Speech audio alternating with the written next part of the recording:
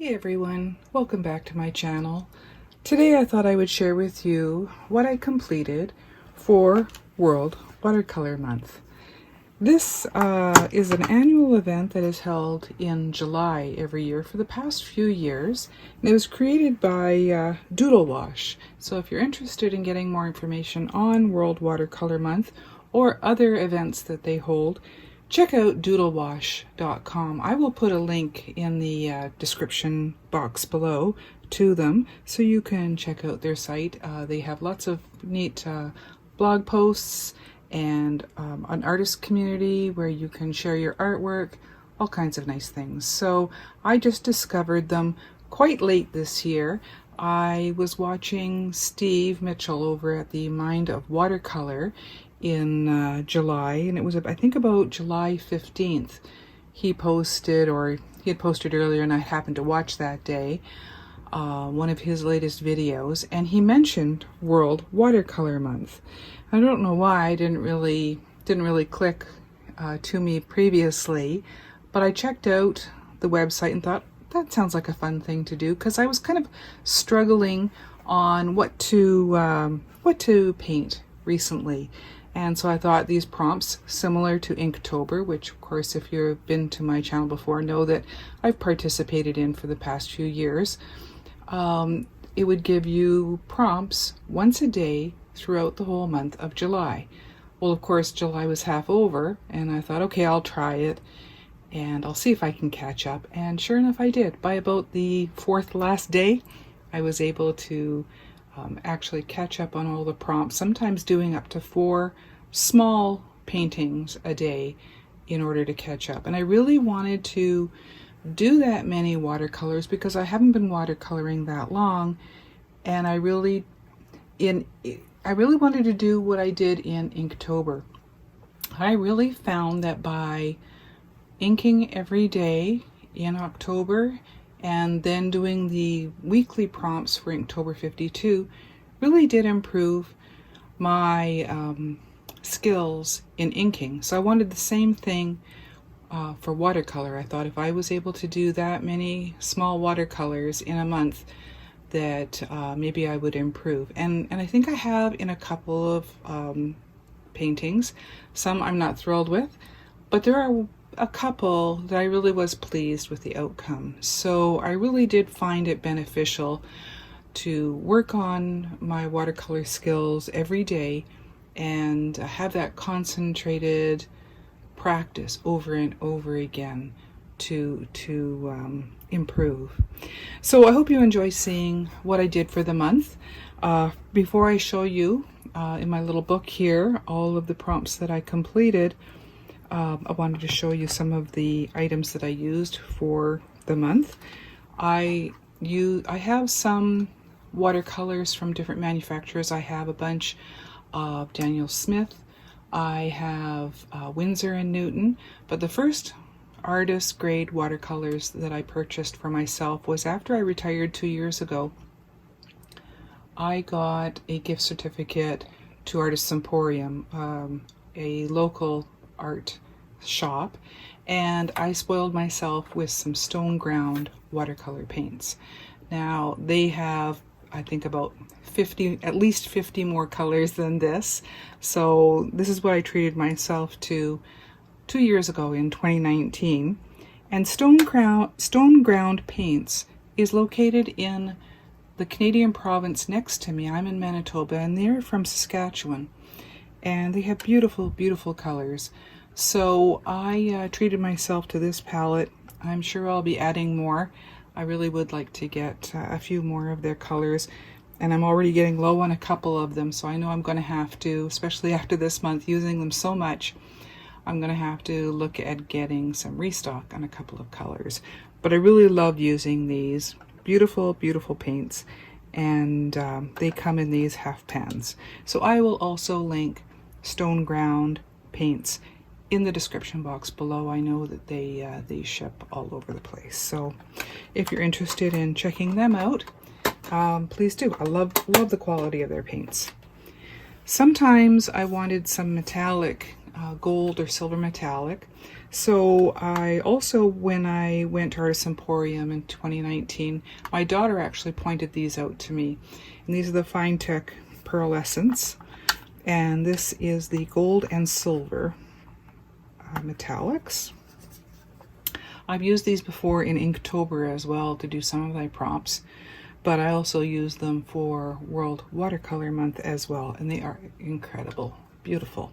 I would love to get more of these. They come in all kinds of colors other than just these metallics, but wonderful, wonderful paints as well.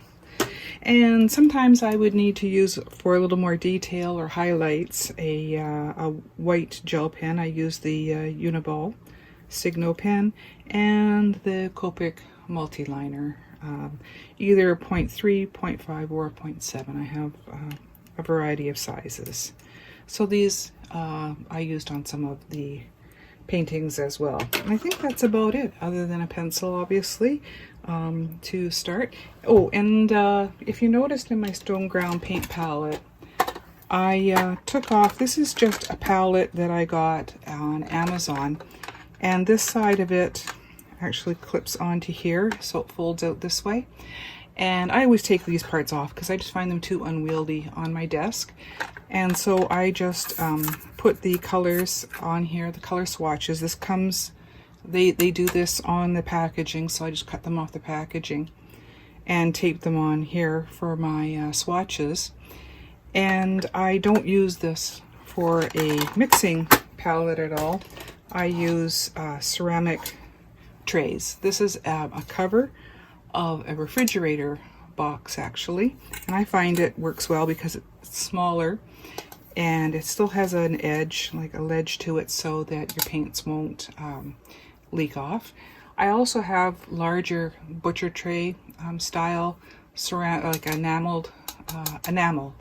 enamelware trays, but they're a little bit bigger, so I have those to use as well, and they make great mixing areas. Okay, well, I got some swag when I had visited the Doodle Wash website. So this is the one item that I did get. I got also a button, but I'm still waiting for it. But I thought I would get this pouch, and I would just maybe put it in my my plein air bag so that I can put supplies in it. So it's nice and big. Was reasonably priced, and proceeds went to Young Artists charity, so I thought that was a good charity to support. So that was fun to get. That arrived just a few days ago. Okay, so as I said, I didn't begin my prompts until mid-month, so you'll see on each page the day that I did it and what the prompt was. What I did do is I just printed out all the prompts for the month for the inside of the cover. And then I did the drawings or the paintings on one side only, because this is a Hanamulle watercolor portrait style book. I think they call it the A6 size. It's about, let's see, 4 by 6. It's a 4 by 6 inch book. But it only had 30 pages, so the last one you'll see is the only one I did on the opposite side of the page. So it worked out perfectly for the entire month.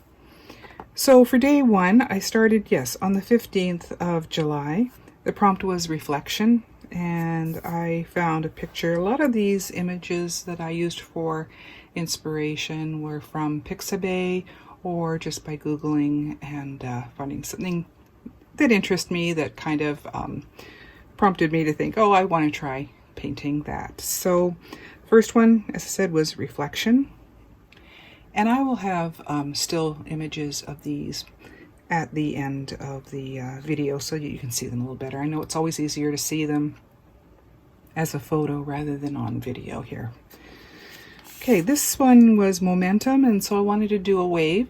And this one, I have to say, is probably my favorite one. This and one other one. But I was really lucky the way this one turned out. I was really pleased. I really wanted to be able to go from this dark, I think it was the Prussian blue, right up into the turquoise colors of the ocean, and I'm really, really pleased of how that turned out. So that was also done on the 15th.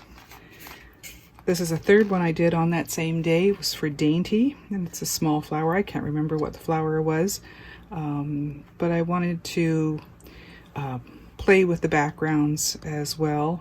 So I did that first, and I used the 3M painter's tape to tape off my pages. This works really well to not tear the pages, and it gives me a nice clean line. So you'll see that I have some that I've obviously taped off. So that was for Dainty. And then the next day on the 16th, I started out with the prompt spatter. And this is showing two of my paint brushes and the actual technique on how to spatter paint. And so this is Stoneground Paints Hudson Bay Blue, and it shimmers. And I just love the shimmery effect of that. And the gold and the silver were the Fine Tech paints. And so they also shimmer a bit. So love the effect of that. And that's Potter's Pink in the background. I really love that, that color as well. On the 16th, I also used some Fine Tech paint for some keys, and this was for the prompt Milestone. And why it's a milestone to me is 2 years ago, almost to the day, I retired from my job at the hospital. I had worked there 40 years. And so this was a photo I took of my keys and my ID and my parking pass just before I handed them in on my last day of work. So definitely was a milestone for me. This one is for the prompt Memory, and it's a painting of banana bread. And this is the one recipe I can make from memory. This is a recipe that my mom gave me that I've been making for many, many years. The only thing I've changed is I always add chocolate chips and pecans to it. But I remember her making it many, many years ago as well, in the same kind of pan as well. Always a staple.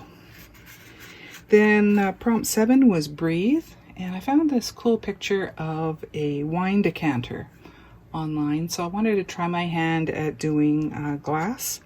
It's not perfect, but it was a difficult image to do, so it was fun trying to do that. And that was on the 18th of July. Also on the 18th, I did this bird's wing.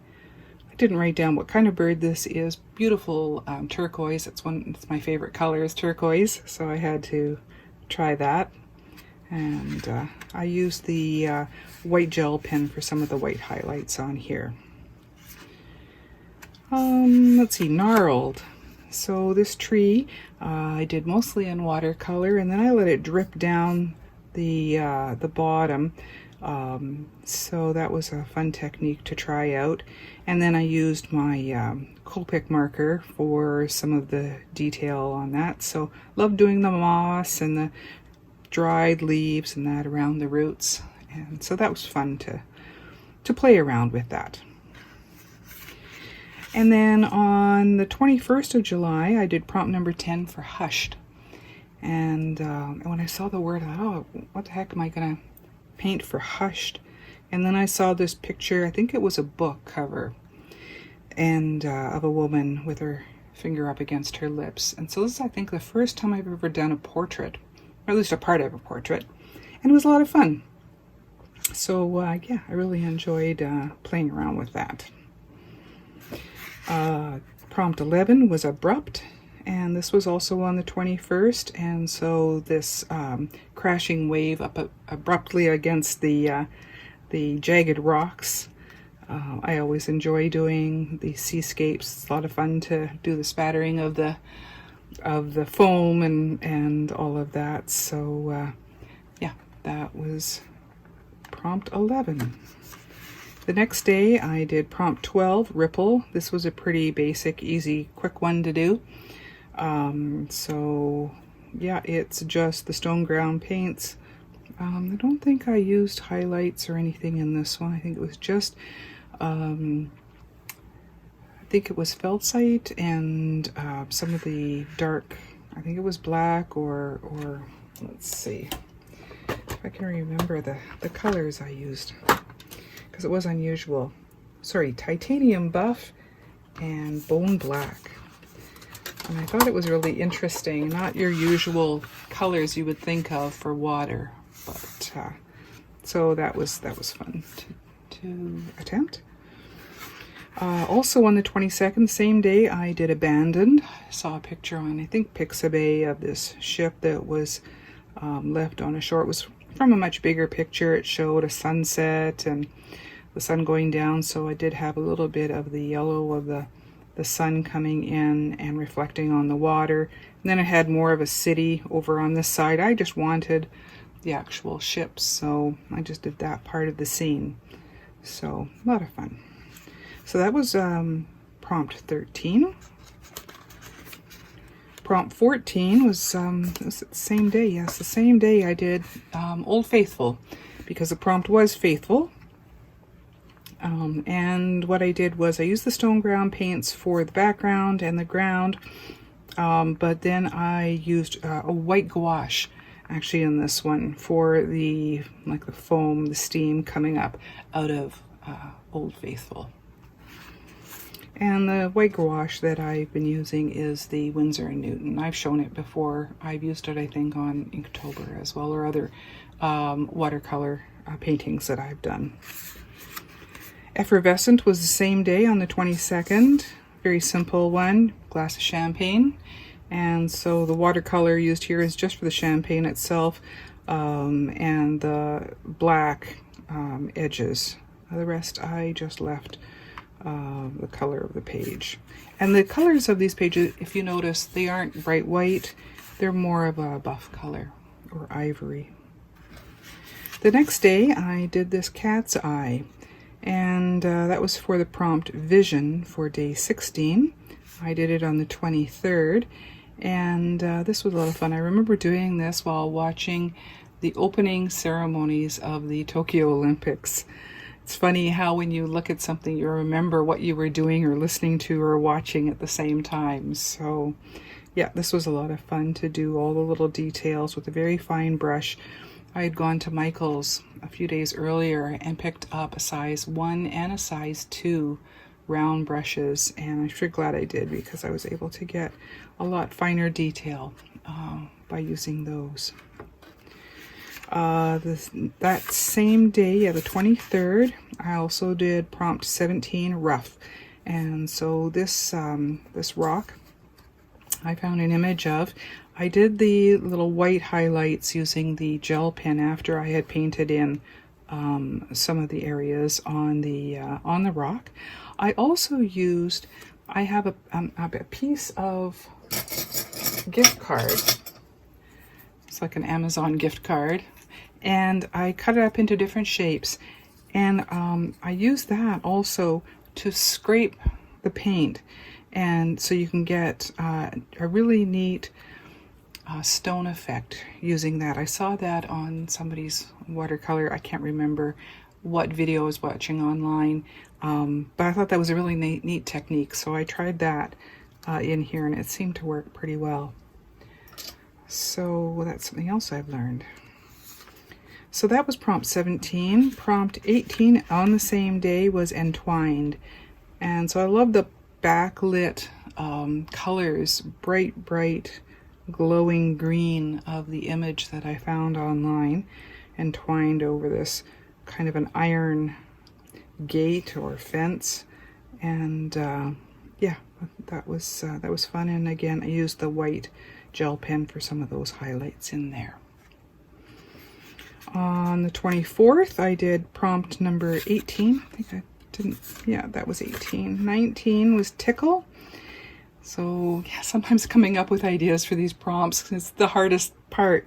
So yeah, I did a feather, and I watched a video on YouTube on how to watercolor feathers. So that taught me a few things as well. So that was fun. This is one of my favorites. This one and the wave one, I think, are my two favorites. This one was for savory, and I found an image of savory cheese and chive scones online. And I'm really pleased the way this turned out. I wish I could do this more often. I really enjoyed the way that the colors, the effects of the paint that they made when I was doing the layering. You start with the lightest and go to the darkest colors, and I didn't overwork it for once. My biggest problem when watercoloring and painting in general is overworking, and I have to learn to say, nope, just stop here, it's good. So I'm really glad that I stopped, and I was able to get that effect to do savory on the 24th. Okay, on the 21st, the prompt was tactile, and on the 24th I also did this one. So of a cactus, obviously. Again, pretty simple. It's okay, but not one of my favorites. This one I used the metallic paints for again, if you see, doing this coffee can for Jittery. Apparently there's a coffee called Jittery Joe's, and I learned when I posted this to Instagram, they come from, I think it was Georgia. If I'm wrong, I will put it in the description. But the Georgia Bulldogs apparently is their mascot, so that's why it has a bulldog on the can. So yeah, this one was fun to do. On the 26th, I did home. This is prompt number 23, so I'm gradually catching up. Just a very simple birdhouse. I like playing with the different colors instead of just regular wood colors. I wanted to play with the purples and greens and putting the greens also into the tree. So yeah, that gave me some practice doing that. Again, more purple and green, or purple and blue this time in weathered. Prompt number 24 that I did on the 26th. Just a piece of wood. And I tried using a technique that I saw online, but I think this paper was too smooth for it to be effective. There was a technique that if you have rough paper, you can use clear wax and rub it on your paper before or even between layers to get kind of a mottled effect. I did it a little bit, but not a lot. Like I say, I think the paper has to be more rough for it to really be effective. But that was fun to try. And then I did more of the detail of the rings and the cracks using my Copic marker. On the 26th, I did the prompt 25, Lost. And so this is just a monochrome. It's all the same color, just varying intensities of, I believe it was Mayan green in the Stoneground paints. So I started in the background with very, very light. It's very hard to see right now. I used my natural sponge for this. And I sponged on very light, let that dry, a little bit more intense color, darker until I did mix it with some bone black to get the very front trees in there. So that was a fun technique to revisit. I've tried that before, and like the way that it does that for the depth of the forest. And on the 27th, I did prompt number 26, Focused. I found this image on Pixabay where the camera was focused on the foreground of these, I don't know if they're weeds or cattails or something like that, but it was also out of focus for the same items in the background. So that was kind of fun to attempt. And then on the 27th, I was finally caught up. Prompt 27 was actually done on the 27th, and that was for camouflage. And this is an image of a ptarmigan in our home province here of Manitoba, in a very northern town called Churchill, that this image was taken. So I found that online. So yeah, that was fun to do. I did, again, it's a monochrome except for the ptarmigan himself. The background is all done with Mayan royal blue, I believe, and then the ptarmigan I did in the bone black. and all the white highlights I did later with the gel pen. So on the 28th, the prompt was instrument, and so again I got out my fine tech colors and did this military trombone, trumpet, military trumpet with some of the metallic colors of the fine tech paints. The 29th, the prompt was carefree, and so I was stumped onto what actually to do. And then I found an image of a carefree sunshine rose. And I thought it was beautiful. Love the yellow color of it. So I did one petal at a time so that I could control where the pigment was flowing.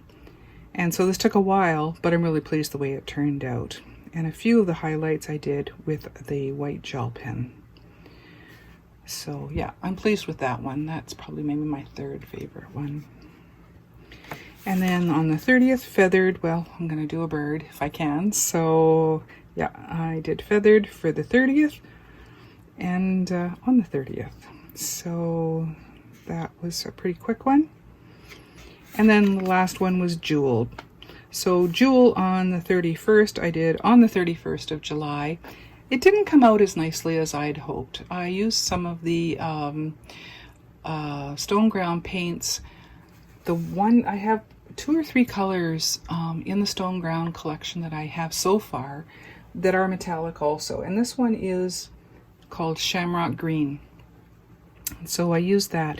But unfortunately, when you mix it with a few other colors to, change it, it does lose some of its metallic. So I wasn't thrilled with that.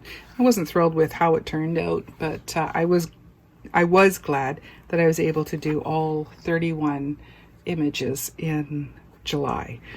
So maybe next year I'll actually start this challenge on the 1st of July instead of trying to rush and get them all in about 2 weeks rather than in 4 weeks.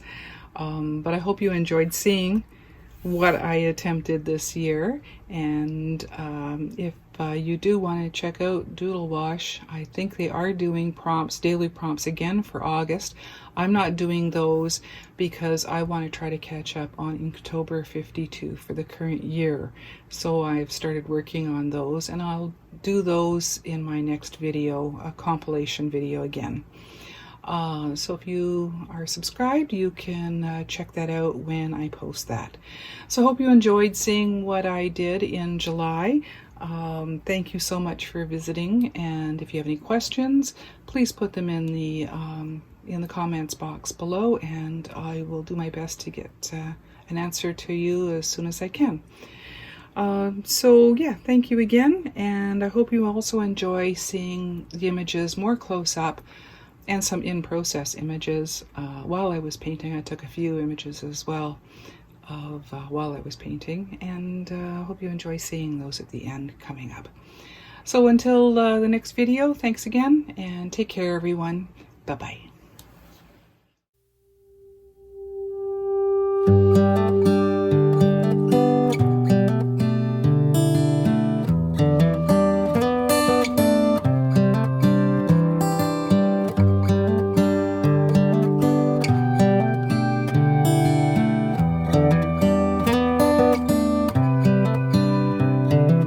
This is as good a day as any to start the rebuilding of life. The roads that lay open are many when the old one's gone under the knife. And I can feel the sun on my skin, beginning to thaw from within.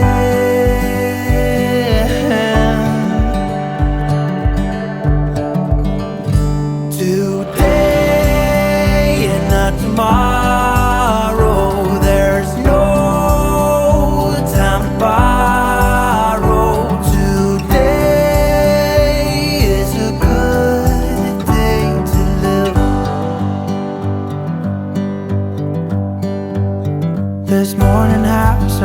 light as any, to see the horizon in the far. Excuses were 2 for a penny, but they've all gone out the window of this car.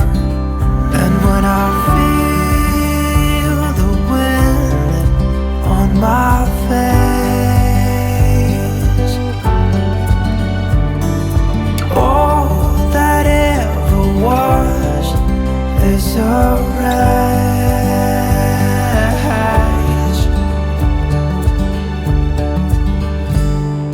Today and not tomorrow, there's no time to borrow. Today, well, something's gotta give. Today is a good day. Today and not tomorrow, there's no time to borrow. Today, well, something's gotta give. Today is a good day to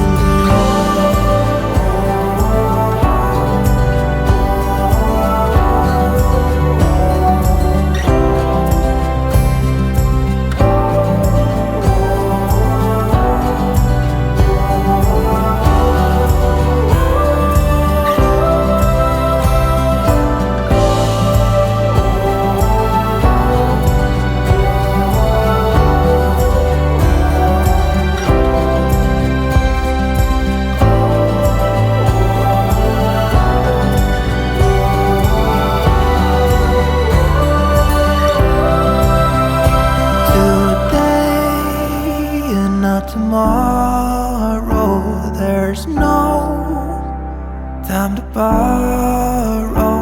Today, well, something's gotta give. Today is a good day. Today